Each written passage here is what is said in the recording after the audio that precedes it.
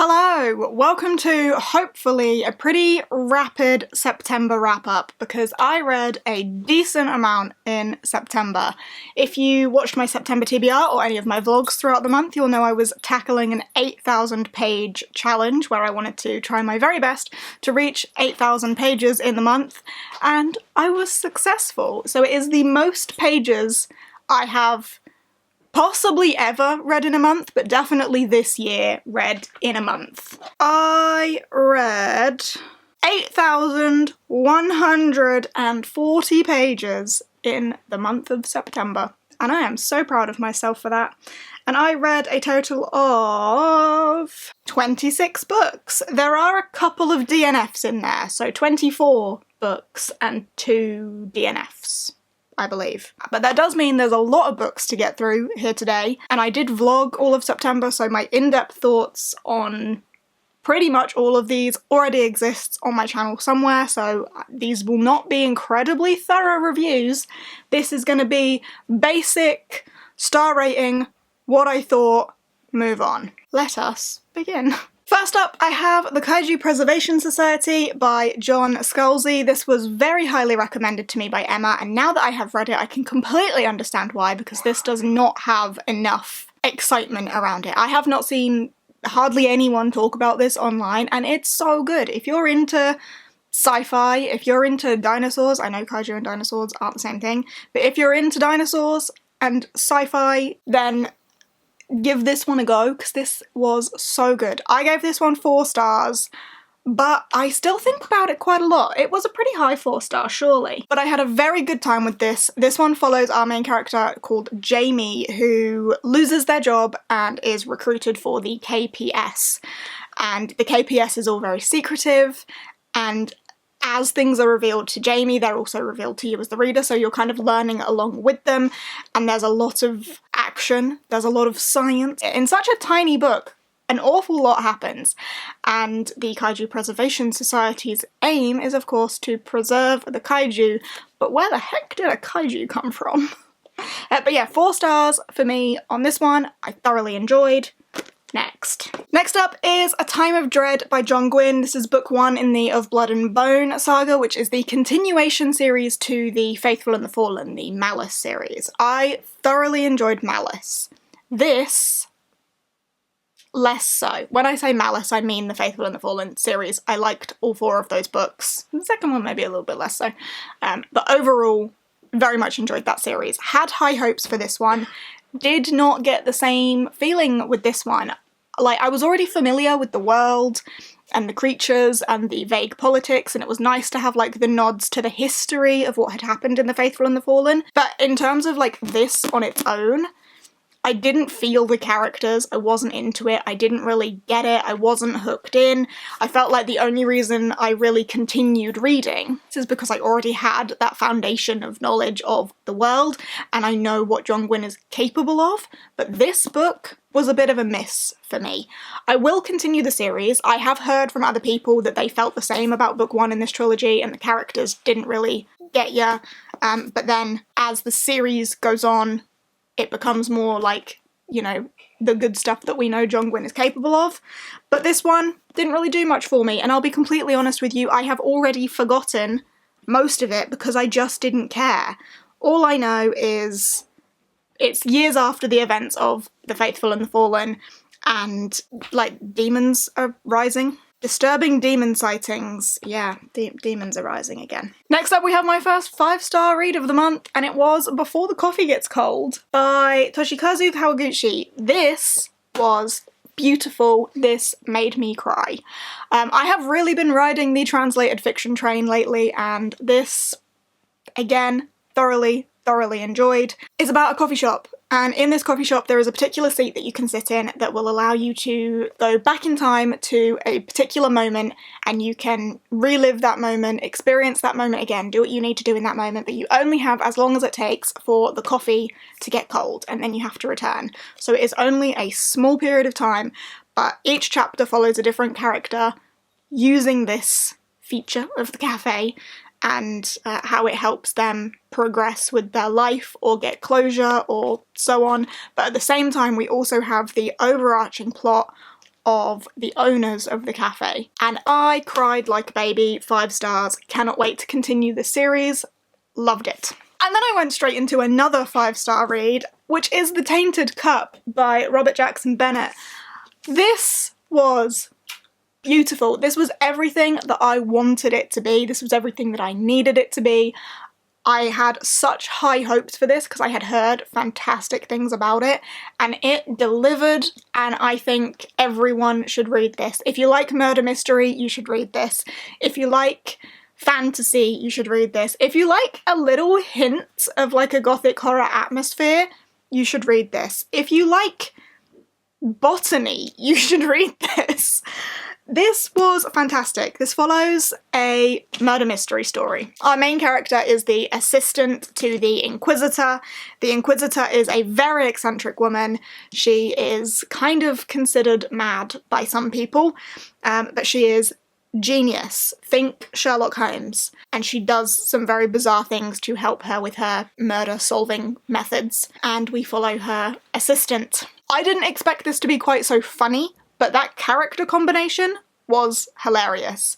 But then on top of that, the atmosphere of this world, everything is very botanical. When I say if you're into botany, a lot of what goes on in this world is powered by plants. The murder weapon in question is a plant, but it's quite explosive, violent plants. Like, I'm not talking there was a little bit of poison from a flower. And this world is also under threat from leviathans, and there is this very strict order of control in this world to protect them from the leviathans, and this murder that happens impacts a much greater plot. So where my buzzwords usually come from, the Emperor is murdered, the Empire is in turmoil, this one is this random dude was murdered, but the implications mean that this empire is in turmoil. They are under threat.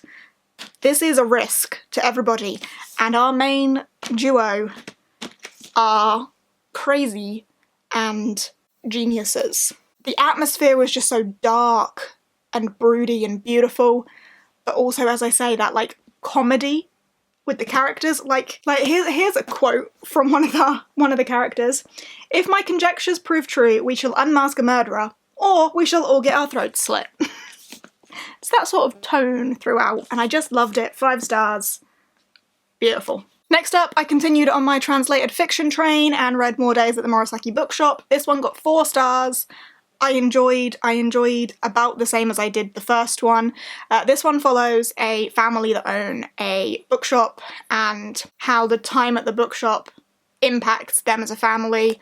I can't say much about this one because it will spoil the first one majorly, but in the first one our main character goes through a breakup and quits her job and moves back to the Morisaki bookshop where her uncle runs it, and it's how the time at the bookshop helps to heal her when she's in a really low place, and this then continues on from the events of that book, but I can't say much without spoiling it. But 4 stars, very much enjoyed. And then I read A House with Good Bones by T. Kingfisher. I've very much been in a T. Kingfisher mood as well. I've been exploring the fact that I could potentially like gothic horror and maybe a little bit of horror. I've always told myself horror's not my thing, but I have learned that atmospheric horror, where the atmosphere gives you the uneasy vibes, is kind of what I like, which turns out is gothic horror.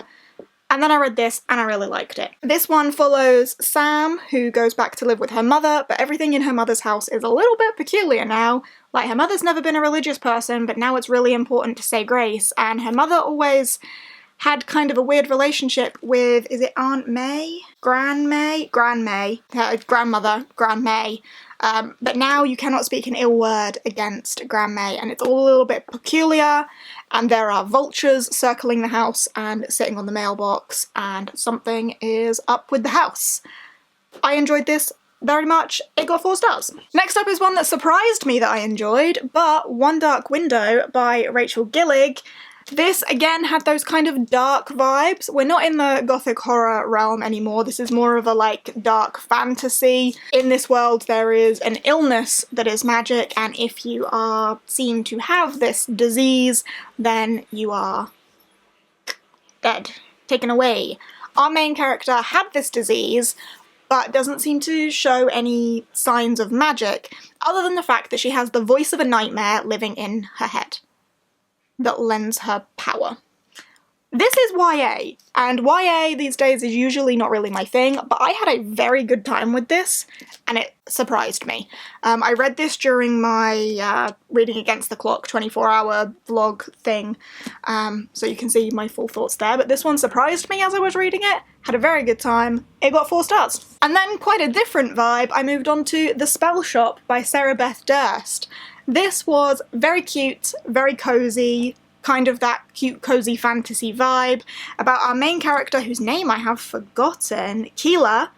Keela, who escapes to the island where she was born, the island where her family's from. She hasn't been there for many, many years, because she moved to, like, the mainland and she worked in the big library.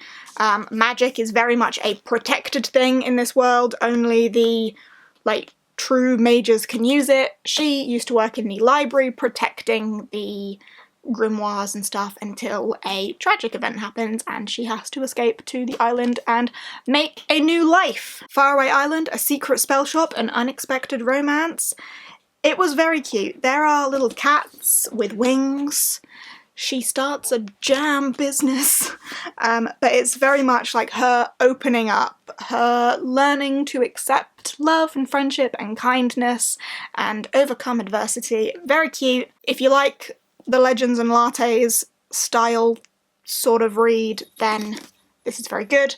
I gave this one 4 stars. Had a fantastic time with it. Next up, I will very briefly mention The Forest Grimm, which I DNF'd. I no longer have this book. It is already out of my hands, but I got maybe like 100 odd pages into that. 170 pages into that, and DNF'd it. I was bored. I didn't particularly care for it. Again, it was a YA. I think because I had had a good experience with a YA, I was like, I'll try another one. But I didn't enjoy that one too much, so moving on, a DNF. Then I picked up Witch Hat Atelier Volume 6. I still haven't got Volume 7, and I need to find that, but Witch Hat Atelier Volume 6, I have very much been enjoying this series. I think I might be reading them a little bit too far apart, like it's taken me a long time to get to Volume 6 in this, and I feel like I probably should have sped this up a little bit, but I'm enjoying the series. It follows a group of young witches learning witchcraft. One of them has come from a non-magical background, and there is a greater threat that she could possibly be at the centre of, and their teacher is definitely keeping secrets. But it's very cute.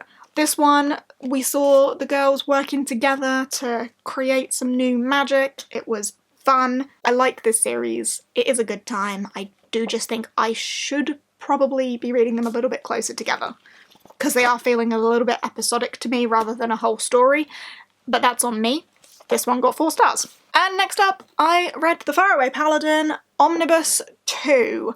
I read the first one of this not that long ago and was very eager to get to the next one, and I have got to the next one. This one got 4 stars. I do think I enjoyed this one a little bit less than the first one. In the first one, we follow young Will being raised by a mummy, a ghost, and a skeleton, 3 undead, where there is no other human life, and it's kind of a bit of a mystery of why he's being raised by the undead, how he got there, why he's there, what this means, what they're raising him for, and this follows the after of that. So again, can't say too much because it's a sequel, but I had a good time, just maybe a little bit less of a good time than I did with the first one, but it still got 4 stars. I've already been filming for 20 minutes. Hopefully I can edit this down to be a little bit snappier. What did I read after that? After that, I read another T. Kingfisher. I read What Feasts at Night by T. Kingfisher. This is the sequel to What Moves the Dead, which is the Soldier Sworn series? Sworn Soldier series. I really liked What Moves the Dead. This one I didn't enjoy quite so much. What Moves the Dead had much more of that like gothic horror vibe that I was talking about before. It's a retelling of the Fall of the House of Usher. The house is the eerie horror element. The atmosphere does a lot. In this one, I didn't feel that quite so much, and this was more of a, like, paranormal horror vibe. I just didn't like this one as much. I still had a good time with it, but I think because I was expecting to like it as much as I liked the first one, it kind of went in a bit of a different direction with the paranormal, rather than, like, as I say, in the first one we had the house and the nature and the spores and stuff. This one was more folktales and ghosts, and it just didn't hit quite the same for me. It did still get a 4-star, so I'm talking about it as if it was awful. It wasn't. I still did enjoy, still got a 4-star. I think just because in my mind I'm making that comparison and I much preferred the first one, it seems like a big deal that it was enjoyed that little bit less, but it was still a 4-star read. Teeny tiny book. I really like T. Kingfisher's writing and the way that they write an atmosphere. Very much enjoy. Next up, I read Frieren Volume 1, Beyond Journey's End. This was a recommendation from Emma. Thank you very much, Emma, for this. I very much enjoyed my time with this. This follows Frieren, who is an immortal elf, and she is part of an adventuring party, and they defeat the Dark Lord, they defeat the Demon King, or whatever it is that they defeat. That's not the story. The Demon King. They've defeated the Demon King, they've brought peace to the land, but Frieren will long outlive her adventuring party mates, and when she attends the funeral of one of them, she realises that her immortality means that she's going to outlive all of them. She's going to outlive an awful lot of people, and she needs to appreciate the lives of the people around her. And her mission becomes a bit more to understand the life of her friends and appreciate them more and do more for them or in their honour. So it's a bit more, like, personal and emotional than the expected, like, adventuring party going off to kill demons sort of vibe. It's like the aftermath of that, and I really, really enjoyed this. I need to pick up more of this because I had a fantastic time. Did this one get 4 stars as well? I believe it did. It did. Actually, it got a 4.5. Next up, I moved into my colour wheel vlog, so if you've seen that, here come all the books from that. Starting with The Night Ends with Fire. This, apparently, was very forgettable, because I have forgotten most of this. This is, again, a YA. I feel like I've, like, attempted to tackle a few, like, Fairy Loot YAs this month, which is good, because I still get the Fairy Loot YA box, and then I just put off reading the books forever. But I read this one. It's beautiful. It's a lovely looking book.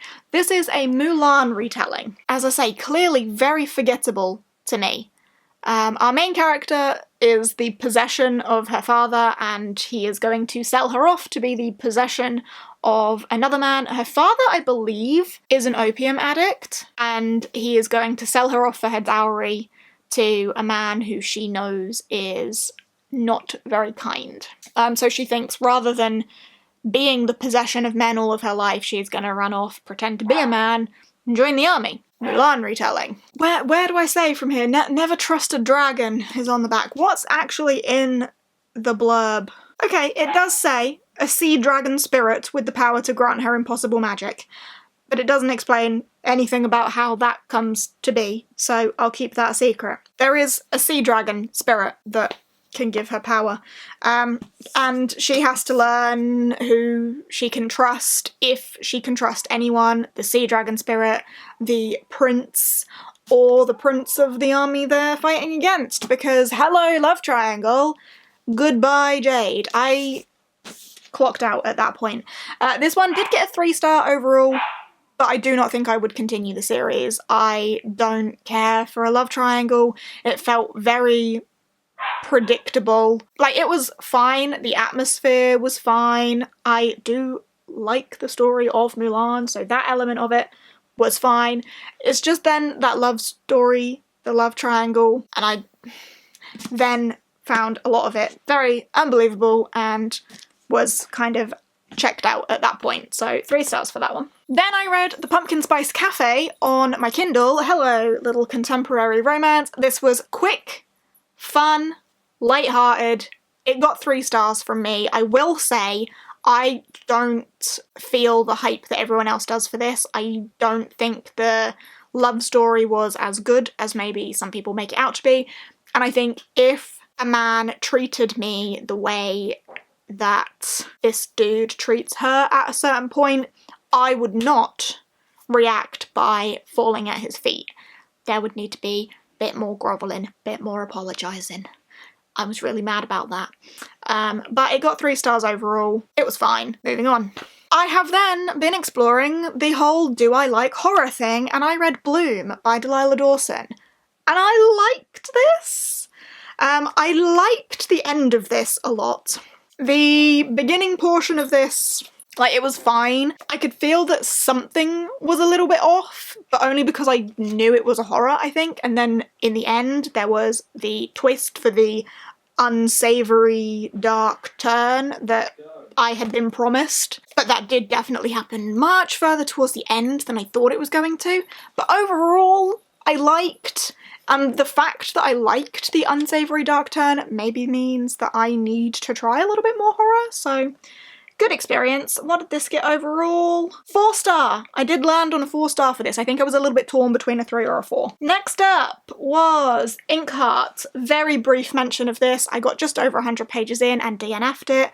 Middle grade is not doing the same thing for me that it once did, unfortunately. So that's a bit unfortunate. I don't want to dwell on that though. So moving on. Next up is the Hooky series. I then read the Hooky series. Reading volume 1 was a reread for me, and then continuing this series, I loved this so much. I've definitely blabbed about this in a vlog, I can't recall which one, but I thoroughly enjoyed this series. I know I've just said that middle grade isn't doing the same thing for me anymore. This did. This follows twins, Dorian and Danny, who are witches. They miss the bus to witch school, and instead of going home to their family, they decide they're going to try and find someone else to teach them wizardry so they don't let their parents down. They find a soothsayer, a future-seeing witch, who agrees to teach them, but they don't realise they are the centre of some sort of prophecy that will be the breakdown between witch and humanity's getting along or not getting along, and there is a war between the witches and the humans,